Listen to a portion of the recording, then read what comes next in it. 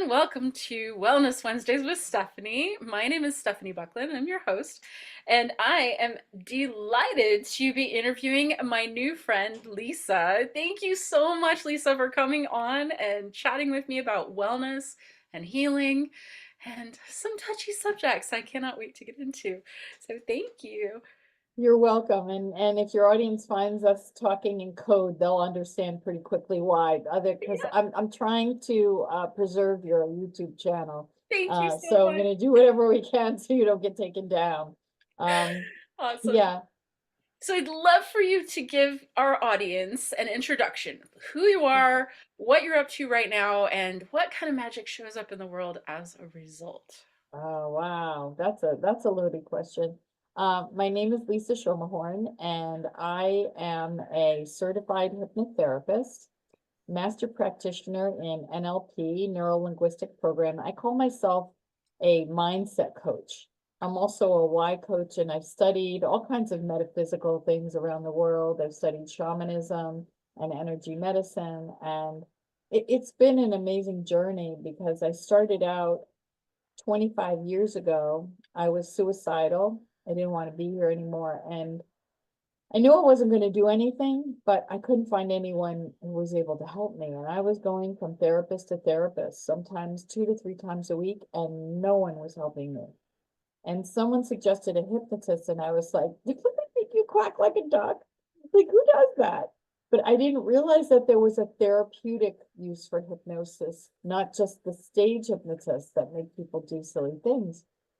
So when I saw that she was changing my life, the way I thought, so what was happening is we all have five major brain frequencies that we move in and out of throughout the day.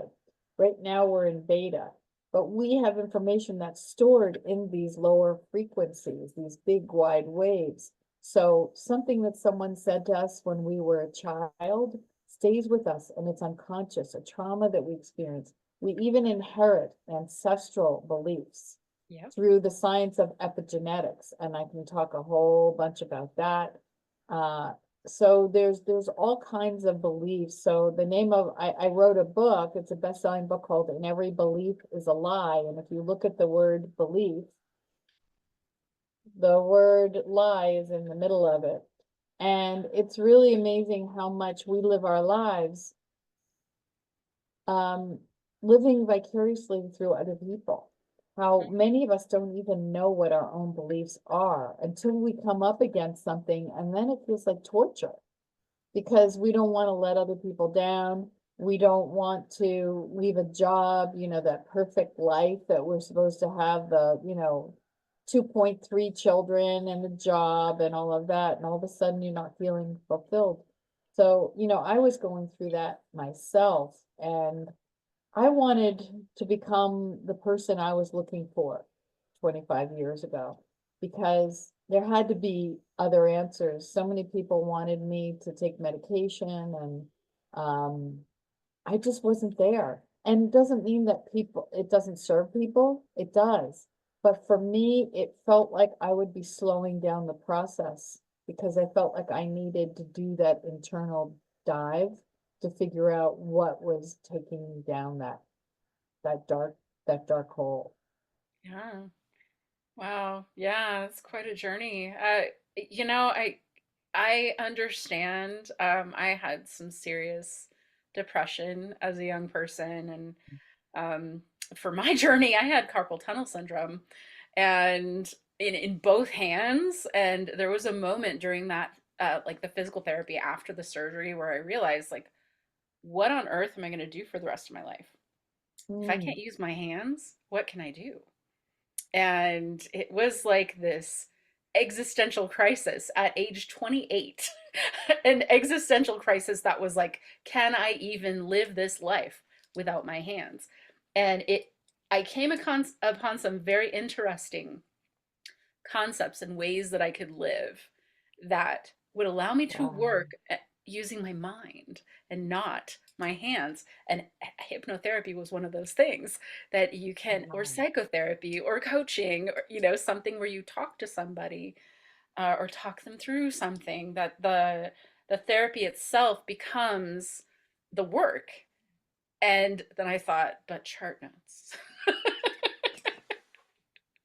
Yeah, as a matter of fact, it was interesting because I hurt my wrist when I was shoveling snow this past summer, and my wrist swelled up. I sprained my wrist, and I couldn't hold a fork, and I was in panic because how am I going to take notes for my client the Yes. next day?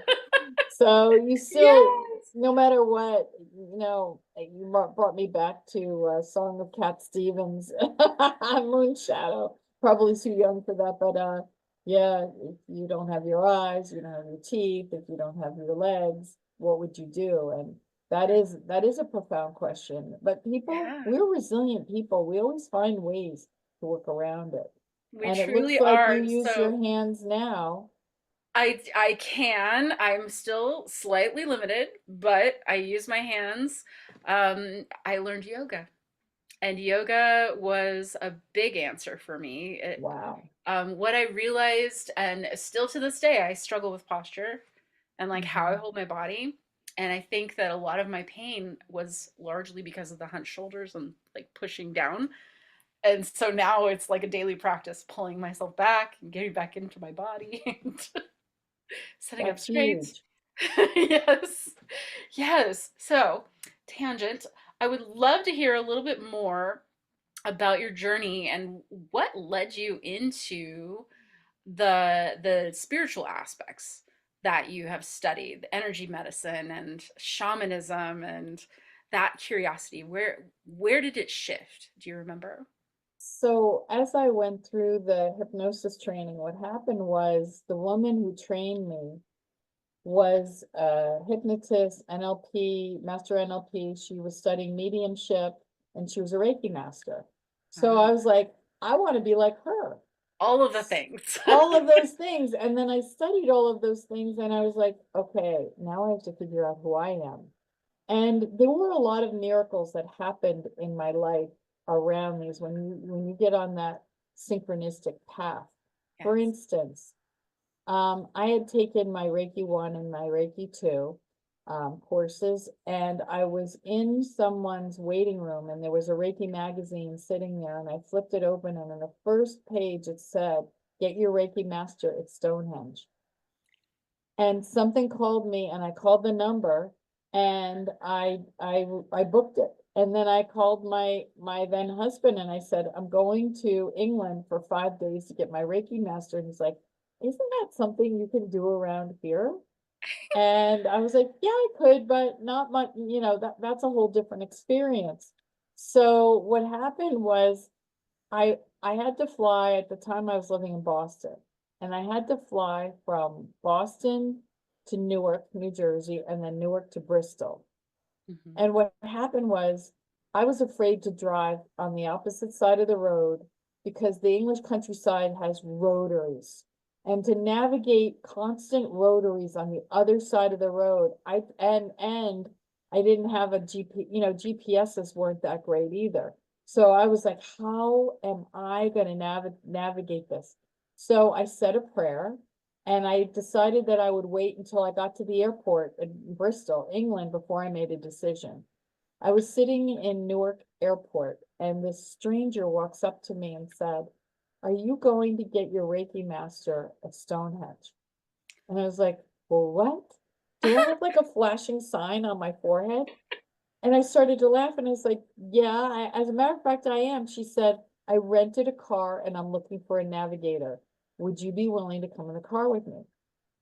And she's like, I just flew in from Kansas City and I'm going too, and I don't know anyone who's going. So I thought to myself, how am I going to explain that I'm going to get into a car with a stranger in a foreign country? So I said, let me make the decision when I get to England because I need the flight to make that decision. And by the time I got to England, I was good with it, and we actually became really good friends. And there were a whole host of other synchronistic situations that happened.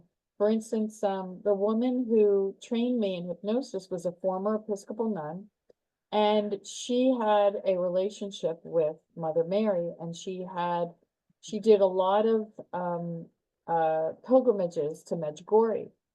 And she was standing there in class and she looked at me and she said, Lisa, Mother Mary has a message for you. She said, you're going to Medjugorje in 5 years. I was like, what? What are you talking about? Don't they still have like landmines in Bosnia? Why would I be going there?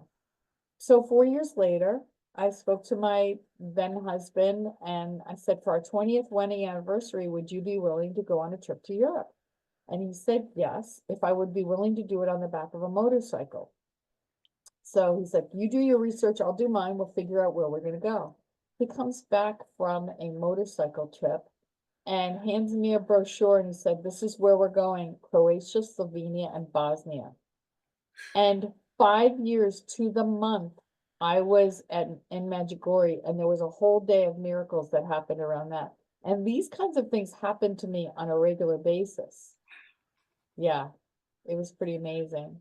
Oh, that's amazing. I love stories like this too because I mean these things really do happen. When you're in alignment and you're moving in the direction of your soul is speaking to you and you listen, it's almost like nothing can go wrong. That things just flow. And, you know, the steps that you take, you might have like hiccups, but they're not going to be drastic. It's going to be something like easy to resolve and things just kind of go. Yeah, well, with that Medjugorje trip, what happened was the tour group had people who were not spiritual at all. And my ex did not want to go there. And so they had this Crater Lake train picked instead for the group. And I was like, you don't understand. I have to go. I have to go there. I had a client with 4-stage cancer who asked me to bring back rosary beads from there because he'd always wanted to go. He waited too long. Yeah. And the night before we were supposed to go, no one wanted to go. And I said a prayer. Scott and I got in the biggest fight of our entire relationship up to then, screaming and yelling. And he's like, I don't feel comfortable. We're in a foreign country. No one speaks English in Bosnia. It's all Cyrillic language. The GPSs aren't accurate. I don't have a cell phone. Like, how are we gonna, if we get lost, we are screwed.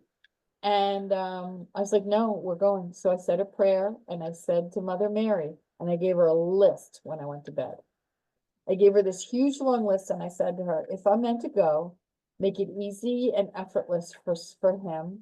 Make and I just had this whole list. I want it empty because I'd heard it was crowds. So we get there. It's a long story, but we end up getting there. Oh, so the next morning I wake up and he looked at me and goes, are you ready to go? At 5 o'clock in the morning. And there was a whole day of miracles that got us there. We don't have time for that, but it's one after another for me. And so I've learned one of my gifts is to see signs in my life. And yeah, it's a beautiful thing when you really let go and look and let go of the fear. Let go of the Yeah. fear. That's a big one. Ooh, okay. Well, let's talk about returning to sovereignty in God because I Yes. really think, you know, I was mentioning before we got online that I just spent an entire month in the Akashic Records and I was guiding people to their sovereignty. That was a Right. lot of the conversation. It was about healing and dropping limiting beliefs and getting out of our own way and, you know, accepting your shadow and healing trauma. It was like every single conversation. It was amazing. Well, and you and I do similar work. And it's just in different methodology. And the thing is that there isn't one perfect way for someone to do this. And I did this because it was like from my own personal experience, I knew that there was a need for this work of helping people, and Yeah. just as you do. I find the whole Akashic Records thing fascinating. I've never learned how to access them. I just find it so cool when you get a reading from someone who tells you all of this stuff about you and your past lives. I Yeah. do it through past life regression. You just tap in. Yep. So what happened was I was on a podcast, the Sovereign Soul Show with Brad Wozny on Rumble, and he had these two guests on. They're referred to as the Venus twins. And this is really fascinating because They're Australian, and um, they didn't know each other, but they lived like down the street from each other for years. Oh, They wow. went to a training of some sort, and they met each other, and they realized that they had both been channeling similar information. So they got together and realized that they were channeling information from, it's called the Andromedan Council of Nine, also known as the Council of Zene. It's an ancient council. And they were channeling information from Christ.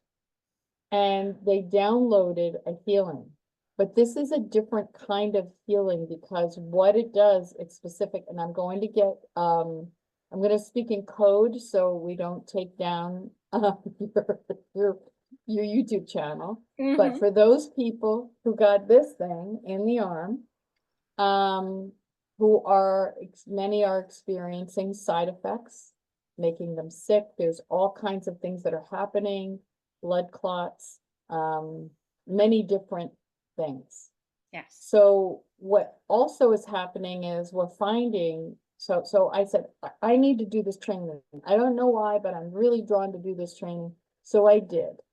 And you can, I'll give you the, I think you have the links before, below it, but Hmm. it's wisdomhealing.com.au, and it's called Return to Sovereignty and God.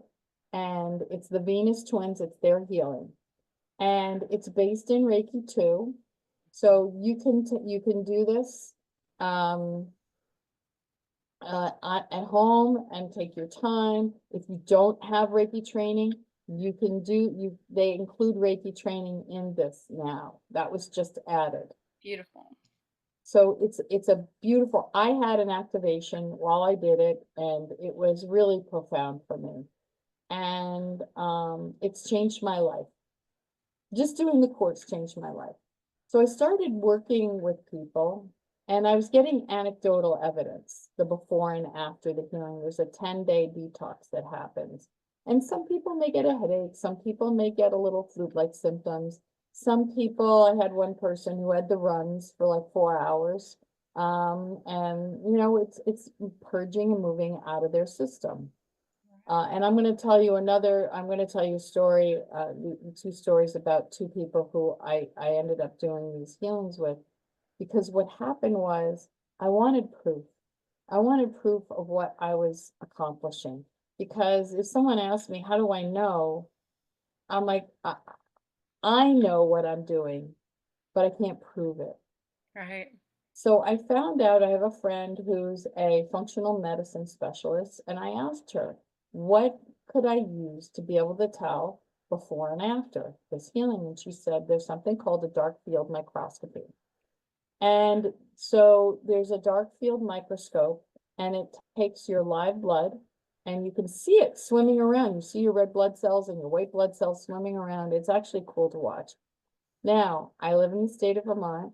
It's actually illegal to look To at your do that live kind of blood. test? Really? Yeah, it's illegal in a lot of states, and I'm near the Canadian border, and it's illegal in the province of Quebec as well. Interesting. Okay. Yeah, okay. Don't know why, Hmm. but you can't look. So I was looking for someone who was willing to go and go get their blood looked at, and I had a friend in Florida. Now, part of the training is it's supposed to be done in person for 3 years. Okay. And they were very specific about that. I went and asked my guides, I went to the council and asked, and they gave me permission to do this. So my friend was located in Florida. She said she would love to be, love to do this because she knew beforehand, but she had two daughters that she had been required, because one was giving birth, and she had promised her daughter that she would go into the hospital and help with the birth of her grandchild. And the only way she could do it was if she had that thing. And the other one was an issue with her daughter, who lives out on the West Coast, and in order to see her daughter there, she needed a passport. So she had to get a second one. Hmm. She had had some symptoms going on, mainly, tightness in the arms and pain in her arms. And she was going regularly to a massage therapist to deal with that. She went in and you can, I sent the photos to, so you have them, the before and after. Um, they're clumped together. There's a glowing color of like a goldish yellow that's in there. Now, my understanding, and I've spoken to Dr. Carrie Madej about this, she talks about something called luciferase. And that was added to this to disconnect people from source and reconnect to them to that false light. And that is that yellow that is in them. Hmm. So what this healing is about is removing that along with the toxic materials that are in it. Right. And so the second person who I worked with he was one of the first to get it because he was working with people who had compromised immune system, and then three of the other ones in there. Shortly after, he developed symptoms of MS. And it was taking him 20 minutes to get out of bed, extreme weakness in his legs. At one point, he collapsed on his kitchen floor for 11 hours, couldn't get up, he was too weak. Wow. So he went down and had his blood looked at. And there's a 10-day period of detox. So both these people were friends. They went down together. The first one, Jen, you'll be able to see the 10-day detox now. She's the one who had the runs for 4 days. They looked at her. She's no more discomfort in her arms. And when you see her blood work, you will see the difference between the before and after is quite remarkable. And there are live blood tests as well, where they wait for dry blood, where they wait for it to dry, and you can see before and after there, and Hmm. that's pretty significant as well. So Interesting. Tom, when he did his, you'll see his blood is very compressed. And so what happens is oxygen and nutrients can't get to all the blood cells. Right. They don't And have the surface so, area. yeah, they don't have the surface area. So you'll see these clumpings, these massive clumps, and it's really sad what his blood looked like beforehand. So we did the healing, and so during the healing, it's a spiritual soul healing, Mhm. and it involves the council and Jesus. So Jesus always comes in. I see Archangel Michael in there, these massive wings. I was doing the healing on him, and I had this vision of water pouring through his crown, going through his body. But what happened was it was acting as a filter, moving sludge through his body, and what was coming out the other side was very murky and dark and couldn't move. It was getting trapped. All this water was getting trapped. So Jesus was helping me push this water through during this healing. It moved and then it came through clear. What then happened was, when I checked in with him after his was 11 days after, he said, there was something unusual happened and I need to ask you about this. On the second day after the healing, he'd always had this horrible indigestion and like a GERD, and he'd also had, what was the other thing? Headaches. I'm trying to think what the second thing that he had on a regular basis. Both of those things went away. But he said, I woke up really nauseous. I had gone to bed and everything was fine. I woke up really nauseous. I got to the bathroom. I vomited up enormous amounts of water. Said I didn't have any water the night before. I just woke up. I have no idea where all this clear water came from. Wow. So the other thing is, when I was being debriefed, he said to me, it's interesting, during the healing, I had this visualization of dark, murky water turning clear. Yeah. Oh, wow. So one of the things that happens with pretty much every healing is I see entities leaving people. Mm-hmm. Yes. And so there's a whole thing about that of, so it's important that these be removed. And what we do is we bring them to the courts of heaven. And that's what Jesus does, is bring these beings to the courts of heaven, because we are sovereign beings Yes. and we have the right, we have free will. And so we command, and the problem is that we were duped into doing these things to our bodies without adequate information. So Yes. now there are a lot of people who are paying the price for this. And so what I say to people is, it's important to get this out of your system. You don't have to go get the dark field work done before or after. If you want to do it and you have something available to you where you can go get your blood checked before and after, it's nice to do, but you don't need that for this healing. Yeah. That's just it's just an added level of evidence, if you Yeah, will. evidence, curiosity. Yeah. Awesome. Well, yeah, I mean, I think that the spiritual aspect of our experience collectively was almost like an experience of suppression Oh, over totally. years, and the experience of suppression for me was familiar because I grew up with a narcissist. So I'm very practiced at suppressing my emotions in favor of someone else's experience. And Right, I've had several relationships since then that have created that kind of that right. need to be able to do that practice.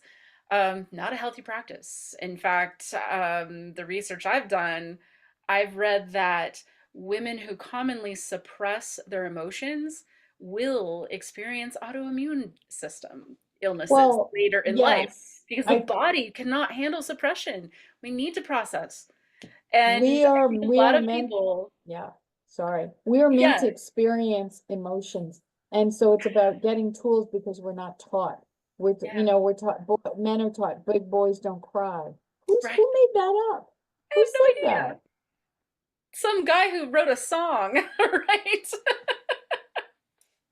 But no, I mean, we are all meant to feel feelings. We are all meant now not to hang on to them, Yes, right? Because that creates a that's the key. victimhood.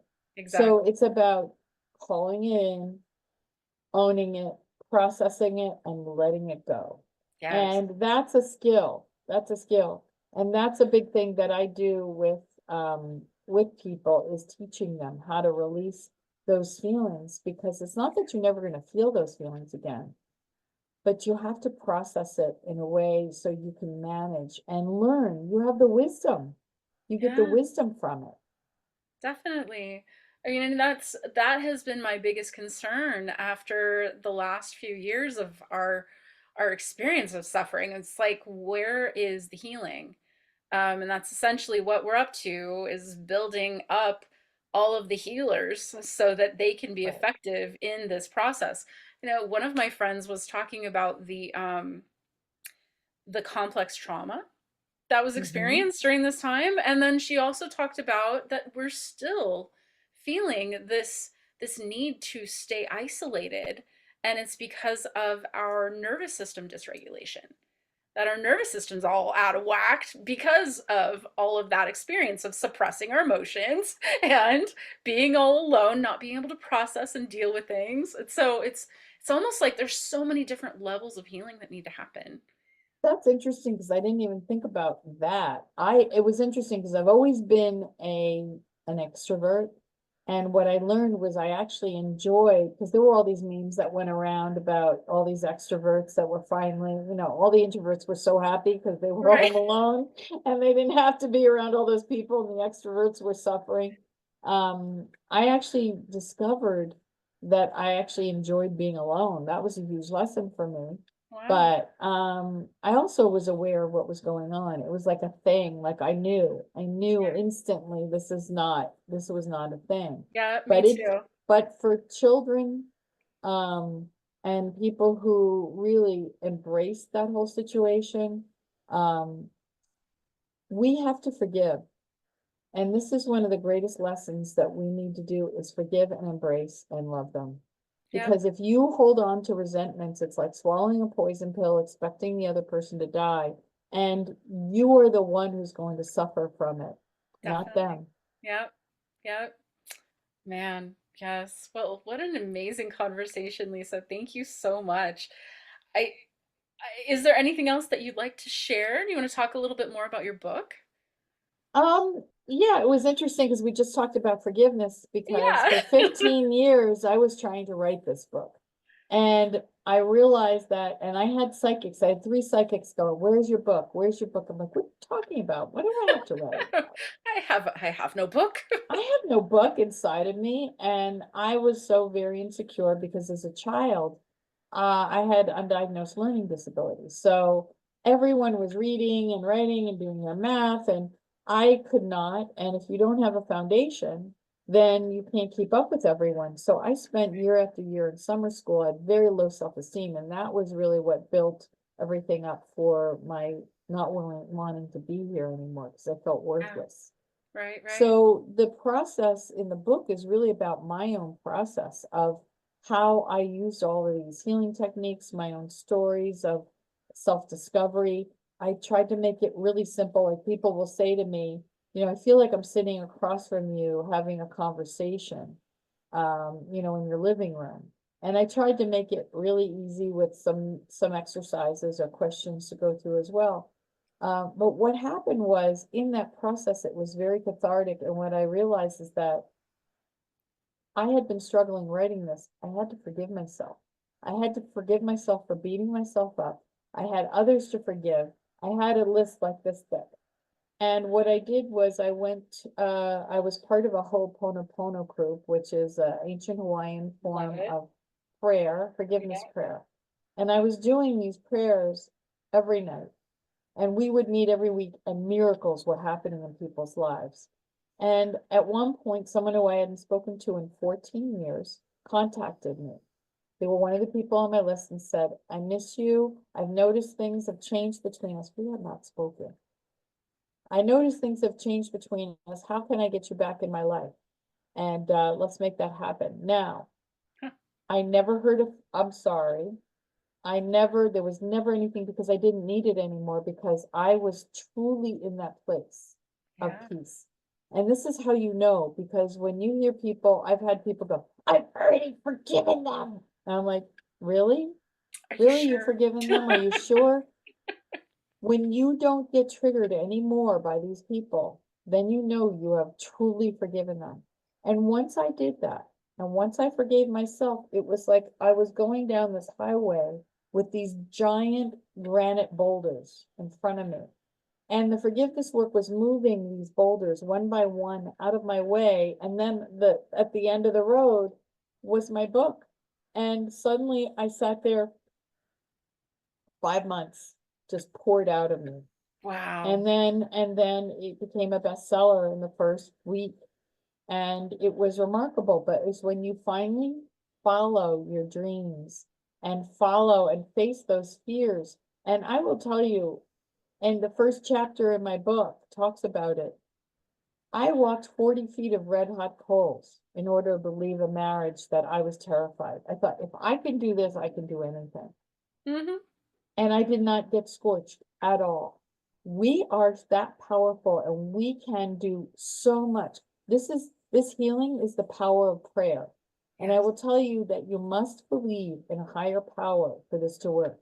If you do not, you won't, because you can change your own physical body and your own physical being through thought, Yeah. and you can heal yourself through prayer. And that's what this is. It's not for everyone, but for those who choose to do this, it will change your life. Yep. Absolutely. Thank you. That felt good. Any final thoughts? Any Well, if huh? people are interested in having the healing done, please contact me. My website is lisamindset.com, or you can get me, my email is lisaschermelhorn and the number 1 @gmail. And I'm happy to set up a conversation explaining the healing, or if someone just wants to do it. If they want to get trained, that's through the Venus Twins, and you have the link below. Sure. And my book is available on Amazon, and I also do hypnosis, why coaching, and I work with people who also inherited ancestral belief systems, the epigenetics. I use Yep. hypnosis for that, as well as Beautiful. past life work. So, and life in between lives. So it's all fascinating. It's all fun and life-changing work. And every day, it's never a day of work. Hmm. Lovely. That's wonderful. Thank you. Thank you again. This has been a lot of fun, and I cannot wait to share this with the world. Wow. Thank you so much. I so appreciate you reaching out. And yeah, if you ever want to do a round two, I'm available. Awesome. Okay.